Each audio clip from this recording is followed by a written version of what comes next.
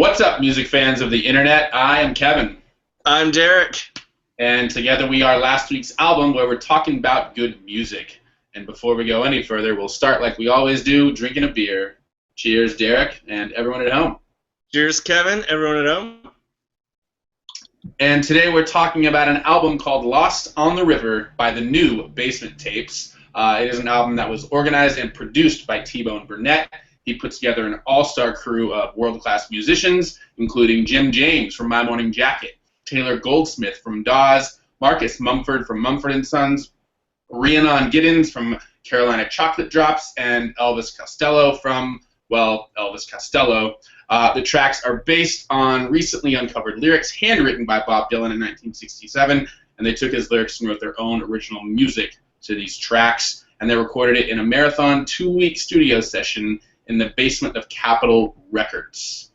So there's actually too much background to give you guys. If you want to find out more, check out Showtime's documentary airing this Friday, November 21st, where there's a plethora of information and background on this album. So, without further ado, let's talk about what it sounds like. Derek, what do you think? Kevin, I think New Basement Tape sounds like T-Bone Burnett and his Americana All-Stars played the role of Dr. Frankenstein, bringing long-lost Dylan lyrics to life without the fuss of a bloodthirsty mob, at least that I'm aware of. Interesting. But with the help of electricity. Yeah, I thought that's how Frankenstein happened. I mean, right? It was, but, electricity being a much fussed about idea in Bob Dylan history. Gotcha, yeah. Electricity. But anyway, before we digress any further, I think this sounds like long-lost Americana is alive and well in the hands of modern-day musical greats. So, let's talk about some key tracks. Derek, what'd you pick for yours? Kevin, I'm going to Kansas City, or at least picking that as a key track. Awesome. I am going with When I Get My Hands on You.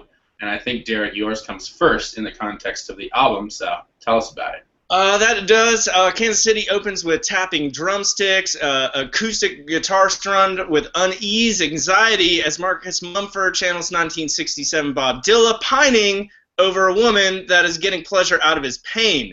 There's some bluesy electric guitar kind of backing, piano, driving bass, and a drum beat. I thought the choruses kind of offered a slight gospel respite from the darker bluesy verses, but I thought it was interesting because at the end of every chorus, it just plunges back into the dark verse, which just kind of adds some more emotional punch, if you will. At the 2-minute mark, Jim James drops a fuzzed-out wailing guitar solo that just really kind of added that bolt of lightning to the song, if you will.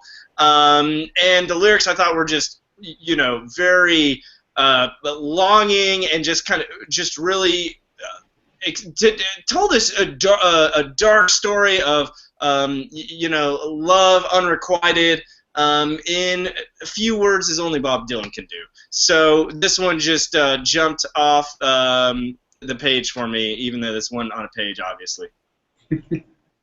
It clearly jumped off the page for the New Basement Tapes, Derek. Yeah, there you go.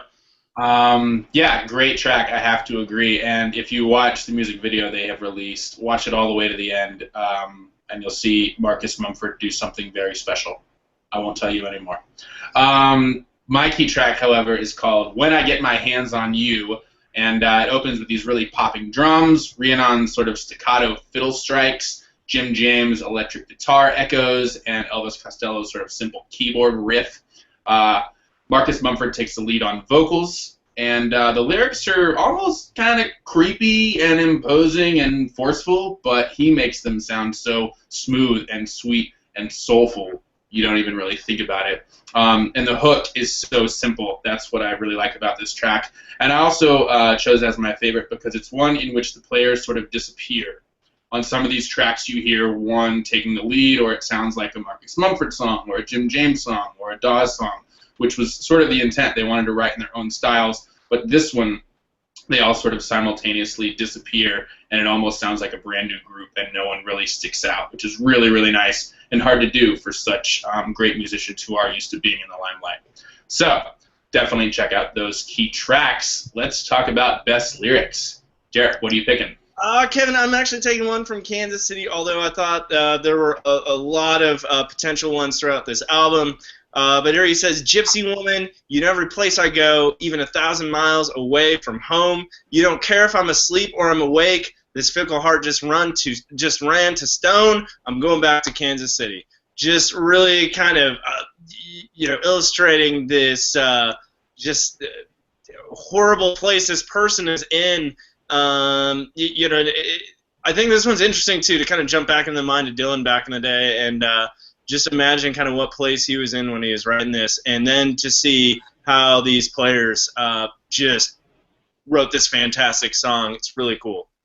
Yeah, definitely. I am going with a line from a song called Married to My Hack, and it goes, I move 15 miles every minute, I'm all smiles. And to Derek's point, this one just reminded me instantly of old school Dylan, and I could see him writing and singing and thinking about this line, just that sort of freewheeling Bob Dylan style and very sort of Americana slice of life, which is also a big part of this album. So there's some best lyrics for you. Let's talk about the overall rating. Derek, moment of truth. Hey, Kevin, I'm giving this one a 5 out of 5. I really enjoyed it. It's Bob Dylan's songs performed by some of my favorite artists. So it's hard to knock that at all. And there was a freshness to this. As you mentioned earlier, that these were nothing but handwritten words on a page, nothing more than that. And to hear these songs and how the musicians, came together and just took these to new places was really fun to listen to. Really, I thought the sound overall was very unique as well. As you mentioned, there's a lot of well-known artists here, but at the same time, they did create some very fresh sounds. And I completely agree with you on when I get my hands on you.